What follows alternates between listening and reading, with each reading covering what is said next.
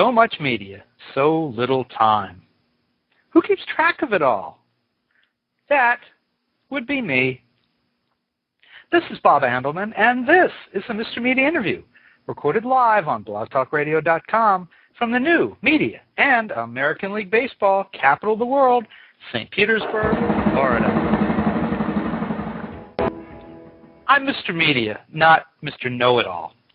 So I hope I can be excused for not realizing before what a clever, entertaining writer Paul Levine is. At least not before I read his latest novel, Illegal. It's a fast-paced, often funny, often frightening story that personalizes the case of illegal immigration, reducing it from faceless masses crossing the U.S.-Mexico border to just two frightened human beings, a mother and her teenage son. And, of course, the down-on-his-luck American attorney, Jimmy Payne, who comes to their rescue in ways the legal system cannot. I don't hesitate to recommend that you read this book. Now, not surprisingly, Levine is a former trial attorney. He seems to have found his calling in writing nonfiction. He is also the author of Solomon vs. Lord, The Deep Blue Alibi, and Kill All the Lawyers. That's hard. Not hard to get a quorum on that one, I suspect. He also wrote for the CBS drama Jag, and you can learn more about Levine at his personal website, www.paul-levine.com. Paul, welcome to Mr. Media. Thank you, Bob. Thank you for that wonderful introduction. Sure, that'll be $50, and I will bill you by the quarter hour. How about 10%? 10% of all the books we sell today? Great, yeah. Be my agent, yes. So, Paul, I understand that Illegal takes its inspiration from real life. In what way? Well, several things started happening and coming together for me 2 to 3 years ago. Events in the news, first of all, before I sort of put my boots on the ground for research. There was a horrible story, true story, of these immigrants who were locked in the back of a truck going across the desert. They had come across illegally, granted. Then the coyotes and the people who had hired or were about to hire these immigrants put them in the back of a truck, crossed the desert in it. It was supposed to take a couple of hours, but they changed locations. Now they're going to go all the way to Arizona. Several people died, bottom line, in really horrific ways, as it got to be 160, 170 degrees in the back of this truck that they couldn't get out of. So there's symbolism in that. There's metaphor in that, but there's death of human beings in that. There are other stories of children being ripped away from parents, of women crossing alone, suffering at the hands of I would say, predators on both sides of the border. And certainly a number of those predators would be on the Mexican side. There are thieves and extortionists and killers and rapists and policemen who are corrupt. And as you suggested in the opening, I wanted to take and put into a fictional concept, to put into a thriller, something very, very readable, things that were happening, and to focus not on that, as you said, faceless numbers, 1,000 people crossed this week, but two people, a mother and son, who get torn apart, and then how this down-and-out Los Angeles lawyer tries to get them back together against these overwhelming odds and corruption, betrayal, and violence.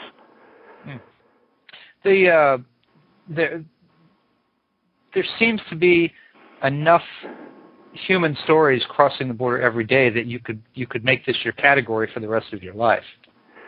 Well, you could, and I think that, I get immersed in a subject, and first it kind of happens this way. Something sparks my imagination, almost always in a book. Something real makes me interested in the subject matter.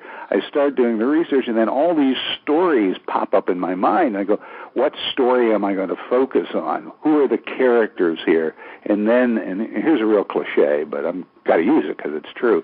Then those characters start to tell me the story, and I start to structure it into what will become a novel. How often do you start and stop with an idea? I mean, will you start down a path? For example, did you expect this to be your next novel, or did you maybe start writing something else first, and then you came to this? Or That's actually a very interesting and a good question, because this book started, or this idea that started the book, actually was inspired by something else. I was going to do a book about a corrupt judicial system, and judges were taking bribes to do things like reveal names of confidential informants so that they could be killed, and other things, which came out of a real case in Miami, a real series of cases in Miami 15 years ago or so. And I was practicing law in Miami. I'd previously been a reporter for the Miami Herald about 1,000 years ago, when the Miami Herald was still a big, thriving newspaper. And that's how it started. I was able to actually incorporate that idea into the beginning of this book, because it is a judicial system that sort of sends my hero, Jimmy Payne, off on this quest, because he's been kicked around by this judicial system and he has nothing left to lose, and that allows him to take these risks to try to help two people who he doesn't know. And it raises one of the thematic questions of the book, and that is, what would you do, what would this hero do, what would you do to help perfect strangers? And that's kind of how it got started. Have you ever found yourself in any type of similar situation where you were called on to help people you didn't know, something was thrust upon you, either as a lawyer or as a reporter for that matter, or just a guy out in L.A.? Well, as a lawyer, I handled a significant amount of pro bono work, and I don't want to overdo it because the vast majority was work for money. But yes, I mean, there were cases from Haitian refugees to just people who could not afford a lawyer for a normal, regular, run-of-the-mill kind of case. But in terms of risking my life, it's sort of like this. Most of us would risk our lives for people we love. You would do it for a child. If there's a choice, if the great hand of God came down and said, you have a choice right now, it's going to be you or your son. Who's it going to be? We said, take me. Take me. I'll take the bull. But for a stranger, what risk would you take? Mm-hmm. And I think it's an interesting question in drama. And it raises, I don't want to get all philosophical about it or biblical, but it raises the story of the Good Samaritan. Mm-hmm. Somebody who comes along a road, finds somebody else from another tribe, which is sort of parallel to our immigration story, from another tribe, and the Samaritans were not welcome here, and others just walk on by. And this person, the helper is the Samaritan, helps the person, takes him to an inn, makes sure he's fed, though he'd been beaten and robbed by others who were from, the tribe that didn't like these people. Mm. So what would you do? Would you go out of your way to help someone? And then as it gets even more serious, would you risk your life? And Jimmy Payne, in illegal, really goes out of his way, really takes risks, and wants to put this lost boy back with his mother, who has fallen into this human trafficking scheme. And in the book, we follow the story from Mexicali across the border into Calexico, up along the Salton Sea, and then through the mountains and up into the great San Joaquin Valley of California, where thousands and thousands of undocumented workers work and live, undocumented mm-hmm. aliens work and live. Yes. Well, I was going to ask you, back to the San Joaquin Valley, your protagonist, actually there seems to be several in the book, but Simeon Rutledge. Is there a real Simeon Rutledge out there that you were envisioning when you were writing the story? Well, Simeon Rutledge is a composite character, okay. And I don't want to besmirch the reputation of someone who just died and then his uncle, because it's not J.G. Boswell. J.G. Boswell and his uncle own 300,000 acres of the San Joaquin Valley, the biggest landowners there. And they were sort of tough old guys, but also generous old guys. And Simeon Rutledge in the book is, on the one hand, can be very, very generous to his workers and takes care of them, provides free health care, gives them interest-free loans. He's also someone, if you cross him, he'll take a bullwhip to you. Mm. So I sort of combined the real two people who owned all this land, all this farmland, employed all these people, with a fictional character, and that would be Noah Cross from Chinatown, played by John Huston, the very, very wealthy man who was also corrupt. Was trying, on the one hand, to do something good, bring water to Los Angeles, but would stop at nothing to do that.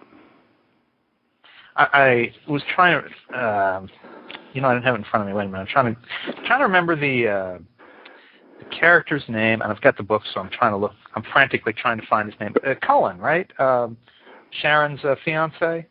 Cullen Quinn, Cullen Quinn, who is a radio television broadcaster who is a real anti-immigrant voice, is a real, for lack of a better term, say a political conservative who rants and rails against immigration. He's sort of the foil here. He's sort of Lou Dobbs, I thought. Well, you could combine Lou Dobbs with Bill O'Reilly and a couple of others, and he gives me the opportunity in the book to have two people argue about real things that have happened and are happening, and that is Cullen Quinn, our radio talk show guy, and Simeon Rutledge, who employs all these undocumented workers and says, I can't get the American kids at the high school here in Kings County, here in Hanford, or any of these real towns up here. These kids come out here and you ask them to bend over and pick strawberries all day long in 107-degree heat with this sort of smog, which is the dust and dirt in the area. I mean, people find it hard to believe it's smoggier in these farmland than it is here in Los Angeles. They won't do that. They're going to be playing their video games, listening to their iPods. I need these people. And you know what? You can't pick strawberries with a machine. It's not like when in the cotton industry or cotton farming, they went to mechanized industry. You need people bent over. You can't even see these people, these workers, as you're driving through the fields because they're hunched down there with their faces 6 inches from the dirt doing this work. And then on the other hand, you have the Cullen Quinn character saying, yeah, but it violates the law, and these people are costing us tax money, and they're hospitals, and some are criminals. So there's a good, lively, real debate going, tucked into what I hope is a dramatic thriller with a fast pace and something to keep you reading. It seemed like you had if you were leaning in one direction or the other, you were more sympathetic to of these two, Cullen Quinn and Simeon Rutledge. And I'll keep explaining for people who haven't read the book yet. Rutledge is the owner of the big, hundreds of thousands of acres, and he employs migrants. And Quinn is the TV guy who, for my sake, sort of like Lou Dobbs or someone like that who's railing on TV. Rutledge has all kinds of things. There's some good in him. He does seem to take care of some of the people he works for better than others, and there's some bad in him. I mean, if you're female and you're attractive, you're in great danger, and the only law is him. And then with Cullen Quinn, he's got a major stick up his butt about Rutledge and what he's doing. But we don't see him, he doesn't dress up in women's clothes.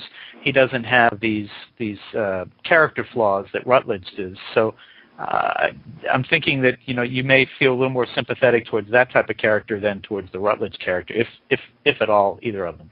Well, I think that one of them, the radio broadcaster, who is, of course, a self-aggrandizing type and may even have political ambitions, is looking at it in a macro sense. He's looking at the overall thing. Well, how much money are we spending in police work and in the judicial system and in the hospitals because of this illegal immigration problem, the open borders problem? Rutledge, for all his other flaws, and boy, they are flaws. In his past, somebody disagreed with him. They got in a fight. The guy ended up buried in a levee along an irrigation canal. So he's no hero. And he traffics in women. He's a terrible person morally. But on this sort of personal level, not in the macro, look at all these people coming in, he forms bonds with the people, like the old Mexican man who takes care of his stables, and the old fella has named his children after Rutledge. So I think it's something you can have an honest debate about. And my own personal sympathies are, if you get to know people one-on-one, they're no longer illegal aliens. It's Avilia who works in the neighborhood. It's that sort of thing. Mm-hmm. What does the average American, and the average Mexican for that matter, not know about illegal immigration that maybe came to light for you as you really bore down on telling this story? Well, I guess for me, the lengths that people will go to, whether they're from Mexico or El Salvador or wherever, the amount of money they will pay or become indebted to take this risky journey across Mexico, particularly, say, if they've come from El Salvador, the dangers that they will gladly suffer, the sometimes incredible odds in order to get here to the United States, not to be taken care of by a welfare state, but because of the promise of employment. And by the way, that employment is well known in Florida, but it's not just in New Mexico, Arizona, and California. You go to meatpacking plants in Wisconsin, and probably the foreign-born working there, certainly on the kill floor, this place that, Bob, you and I don't want to work there. Mm-hmm. You read the slaughterhouse chapter in Illegal. You and I do not want to. I'm not going to go into too much detail here, but be a puller reaching inside the carcass of a just killed cow or steer and pulling out intestines. We're not going to do that. But there are people who have walked halfway across Mexico, swum across a toxic body of water called the New River, and come here because they have been told if you can get up there to Wisconsin, they'll hire you. And by the way, they do pay taxes, unlike a lot of the stereotype of it. And then they save money, and they ship it back to Mexico, true, or they'll drive their new pickup truck back there and tell stories of this wonderful job they have. So, it's another world, as you suggest. Yeah, I know we see it here. I'm in Florida. We see it in Bradenton, Florida, in Ruskin, Florida, where there's tomatoes, right, and Plant City. There's strawberries, and famous strawberries in Plant City. We know about Plant City strawberries out here. Yes, and people who think that those could be picked or would be picked by, like you say, high school students, high school graduates. People here, I don't think there's enough, even with 12% unemployment, I don't think there's enough people who would be willing to do those things. But why do you think we get separated from the people who are doing the work, the people who are coming over illegally, and the numbers? Are the numbers enough to overwhelm people that they don't want to know from faces and names? Sometimes I think also, and this is human nature, that there are scapegoats in every society, and if unemployment goes up, some people will say, well, it's because of these illegal immigrants cutting sugar cane, even though these people wouldn't go cut sugar cane. I'm not sure exactly. We sometimes fight our inherent nature is looking for those our better nature, I guess. Mm-hmm. Did any of your own views on this subject change as a result of writing the book? Well, I came in with an open mind, as I always try to do on anything that has real issues. And I guess, if anything, because I started focusing again on people as individuals, I became more sympathetic to the individuals who do this, who risk this. And of course, if we look back to the Europeans who took those rickety sailing vessels and came across the North Atlantic to come here in the 1600s and 1700s, and then if you look at the people who came from Europe in the early part of the 20th century, they were also taking risks and leaving everything behind, leaving family behind, and coming through Ellis Island and being assigned new names and not speaking the language. So this is a rich part of our history and our tradition. Yeah, I mean, my daughter has Czech immigrants, Russian immigrants, German immigrants. I'm probably leaving something out, in her bloodlines. And I think, aren't we all immigrants? I mean, when, from living in Florida, it was, with with the last English-speaking person, please collect the flag on your way out of the state. Right. I never really got that. What I wanted to ask you, because you spent time in Florida, you were in Miami. Right. How different is the perception of illegals in California versus, say, the exodus of from Cuba to Miami over time? Is it perceived differently by the people who live in those places, or is it similar? I think it's a little more complicated because in Cuba, in Cuban migration to Florida, you do have that issue of fleeing a communist country, and then the sort of conflicting treatment given Cuban refugees and, say, Haitian refugees. So there are a lot of complicated legal issues there. One thing that would be similar is certainly that there was in Florida, and I can't speak for the last 10 years, but I spent from 1969 to 1999 in Miami, and there certainly was sort of a, I want to say white flight. What's the term I'm looking for? There was a resentment toward what some people viewed as the taking over of Miami-Dade County by a foreign culture. Right. And being a smaller area to start with a big influx, and then Mariel in the early 80s, there was a shock. I guess that's kind of a culture shock, even among people who were not bigoted or not racist or just people saying, what's going on here? And people being upset with, I go to the store and nobody can speak English, or they can speak English, but they won't speak English to me. It seems to me a bigger impact, even though in sheer numbers, the number of Hispanics and Spanish-speaking people in Los Angeles County would be greater. But we're in a county with 10 million people here. If you've got, I've been hogging the line here, but if you're listening to us live and you've got a comment or question for Paul Levine, author of Illegal and Solomon versus Lord, among other things, give us a call, 1-646-595-3135. You can also learn more about Paul at www.paul-levine.com. In the book, your lead character is attorney J. Atticus Payne, a.k.a. Jimmy Payne, right. a.k.a. Royal Payne, a.k.a. Right. Himmy Payne, as Tino calls him. Right. Himmy. When you're thinking about him, you've got him in your head, and you're creating adventures for him and putting words in his mouth. What do you call him?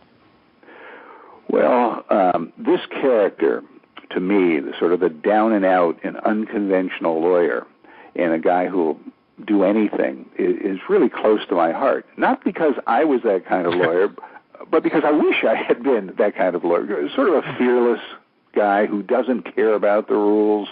You go back into the Solomon versus Lord book. Steve Solomon, a Miami lawyer, created his own rules. He called them Solomon's laws. And the first one was, when the law doesn't work the law. And that is sort of carried over, but into a darker character in Jimmy Payne, who does have a business card that says J. Atticus Payne, since he'd like to be mistaken for Gregory Peck in To Kill a Mockingbird. But that isn't even his name. He made that up. It is Jimmy Payne or James Payne. And the little boy, Tino, the little Mexican boy, does call him Himmy. Himmy is his pronunciation of Jimmy. I'm kind of fascinated with people who are outside of the box that they're supposed to be in. And that's the way Jimmy down and out Payne is. He suffered a personal tragedy which sort of warped him. And he doesn't care anymore. If a judge holds him in contempt and throws him in jail, he doesn't care. He's going to do it his way. He's going to seek justice in his way. And that's, to to me, that's Jimmy. So, but in your head, as you're thinking of him, is he Jimmy? Is he Royal? I'll tell you exactly.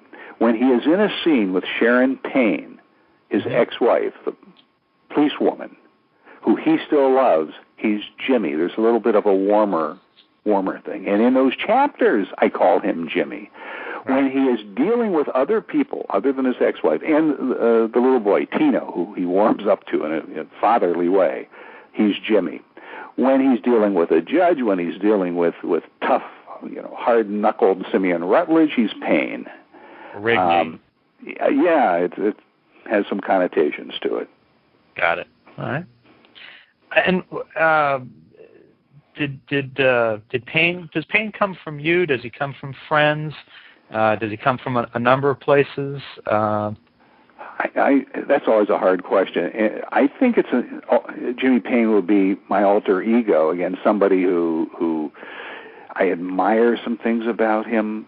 Some other things sort of horrify me, and I go, this is a guy who maybe should be in jail. Let's not forget that early in the book, I don't want to give too much away, but he wants to go to Mexico, not to help people come here, but one of the ironies is this family of Tino and his mother Marisol are fighting against all odds to come here. Jimmy wants to go to Mexico to wreak havoc and possibly to kill a man who has done something. Right. And they sort of cross paths this way. So he's a product of my imagination, some of my experiences, in a certain way, in some ways, grudging respect for his courage and toughness. And is this the first Jimmy Payne story, or has the character turned up elsewhere? This is the first one, but there will be a second one.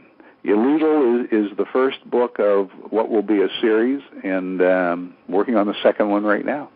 Yeah, it's not hard to imagine that there's a lot of stories to be told for Jimmy. Because anyone who's read it wants to know what's going to happen with Sharon, of course, and right, where he goes with Tino. Going forward. And, it's always hard when talking about a novel to, there are things you want to mention because you've read the book, but obviously I'm trying very hard not to make reference to anything that would, give away too much of the plot or things that motivate him. You see that a lot. Yeah. In movie reviews, sometimes if you read the wrong reviewer, you find out they've given away the twist that comes at the end of the first act. You go, wait a second, I didn't want to know that. And even worse, some of them give away the conclusion. Yeah, and that should basically be the last time that you read anything by that reviewer. That's correct. You don't give away, those are called spoilers, of course, and you don't give away stuff in a review. You give a framework and then your critical analysis. Now, Payne is a somewhat sympathetic character. He's got some things that he's done that you can't be too crazy about. But can lawyers still be considered sympathetic in this day and age, or are we pretty much over the top with lawyers in that situation? Well, that's a great question. It's the 21st century, and we're about 50 years, I think, from the time of Atticus Finch. We referred to Atticus Finch earlier, and To Kill a Mockingbird. I believe the movie version came out in 1959. So if you have in your head that image of Gregory Peck in a white linen suit, standing there in a courtroom, fighting against overwhelming odds, there's no way he is going to get this innocent black man acquitted of a crime he did not commit. There's no way. And yet he stands there firm and tall, and against the criticism and even threatened violence of that community. And yeah, we'd love to, as a lawyer, some of us went to law school because we read that book and saw that movie. That's real. That's ancient history, I think. And now we think of lawyers as, people who help Bernie Madoff hide his money or something, or get guilty murderers off. My own opinion is that I'm not terribly interested in a fictional portrayal of a heroic, unflawed lawyer. I think it's more realistic. You can have a heroic lawyer, but there better be some real-life flaws there. Now, do you read any of the other lawyers turned novelists, John Grisham, Scott Turow, or my friend and neighbor James Sheehan, for example? Any of those guys? I do, and those and more. Lisa Scottolene from Philadelphia. I'll see. We're doing a panel together at the LA Times Book Festival on Sunday. Once in a while, Steve Martini, Jim Grappando in Miami. Oh yeah, I've interviewed Jim. Sure. Yeah. I always like to see what the other lawyers are doing. Even though I hate to plug their books, but in North Carolina, there's a wonderful writer named John Hart who has a new book coming out next month. Who's a former lawyer, and sometimes lawyers are his protagonists. Lawyers make good storytellers, and if you're a trial lawyer, you're always telling stories, and sometimes they're even true.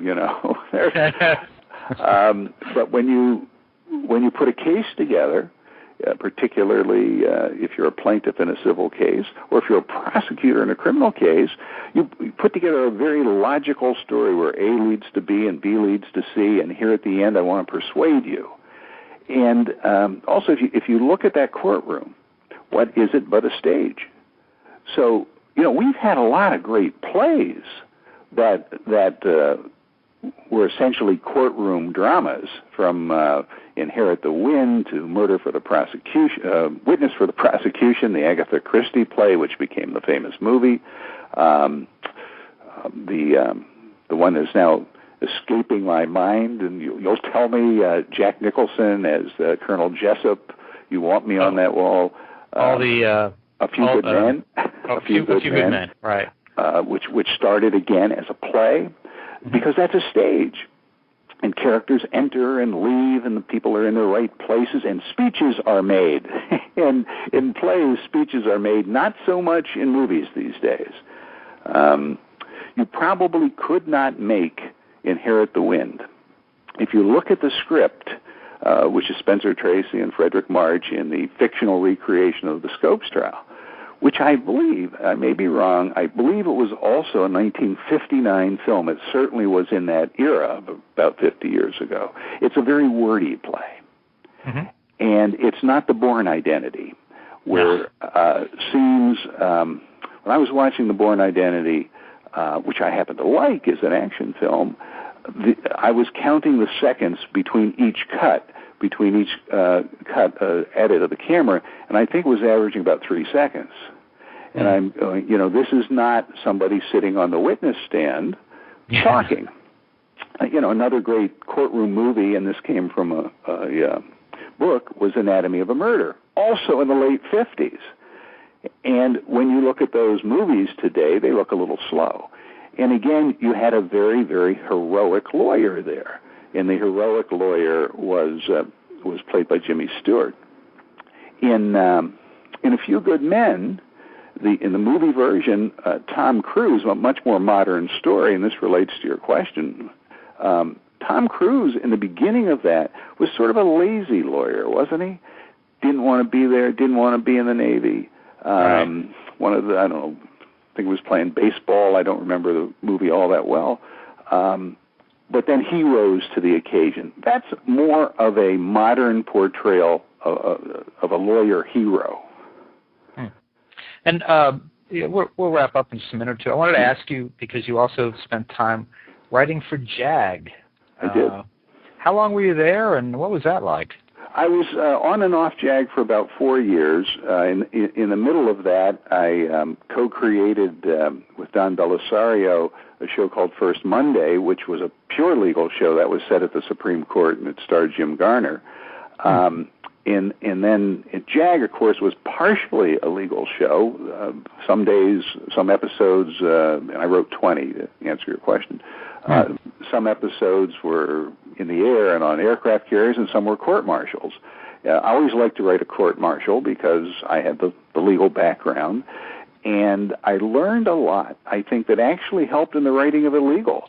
I learned a lot about dialogue that was quicker and to the point, and anything in screenwriting or writing for television, you do have to be quicker.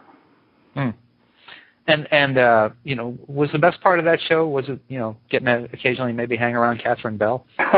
She's a beautiful woman, and she's a fine actress and a very, very nice person. So I'm going to say that was very pleasant. I also got to go out on an aircraft carrier, to land on an aircraft carrier and to go down in a submarine, and they let me steer the submarine for about 10 seconds. Wow. So that was fun, and I learned more about the military than I knew, and I've been toying with the idea of writing a book that would be a court-martial book, and there aren't very many of them, but there was the Caine Mutiny, and there have been some since. Jimmy Payne seems, the reason I wanted to ask about JAG is that, Jimmy Payne as a character seems perfectly suited to some kind of visual, whether it be TV or film. And I kind of wondered if anyone had approached you about the rights to that yet. No, but I'm accepting all offers.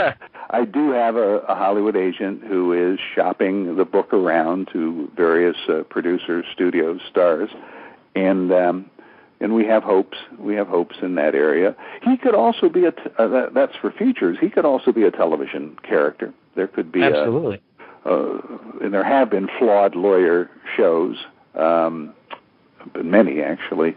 So seems like that's all we get these days are flawed lawyer shows. Flawed lawyers and flawed policemen. Everyone, yeah. Well, folks, you can order Paul Levine's books, including his latest, Illegal, at great bookstores everywhere, or on mrmedia.com, mrmedia.com. You may also want to visit his website, www.paul-levine.com, Levine, for those of you who don't speak Levine.